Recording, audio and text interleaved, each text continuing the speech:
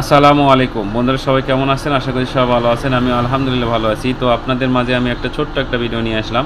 অবশ্যই ভিডিওটা শেষ পর্যন্ত দেখবেন এবং ভালো লাগলে লাইক কমেন্ট শেয়ার করে পাশে থাকবেন। সেই সঙ্গে চ্যানেল থেকে দেখলে চ্যানেলটা সাবস্ক্রাইব করবেন এবং পেজ থেকে দেখলে পেজটাকে ফলো করে দেবেন। তো দেখেন, এই যে আমি ছোট্ট একটা ভিডিও নিয়ে আসছি, দেখেন আপনাদেরকে দেখাইতেছি। এই যে ভিডিওটা হচ্ছে এই ফ্যানটার নাম হচ্ছে কিং। তো ফ্যানটা চলতেছে না, ফ্যানটা ঘুরতেছে না। ফ্যানটাকে আমি দেখলাম, খুললাম, তো দেখলাম এখানে তার তুর জোড়া দিয়ে রাখছে, কী জানি করে রাখছে এর ভিতরে, এখন আমি দেখি নাই। তবে ফ্যানটা ঘুরতেছে না। তার মূল সমস্যা হচ্ছে যে দেখেন, এই যে একটা ফিউজ, এই যে এটাতে নিউট্রাল সংযোগ, আর এটাতে হলো ক্যাপাসিটারের সংযোগ।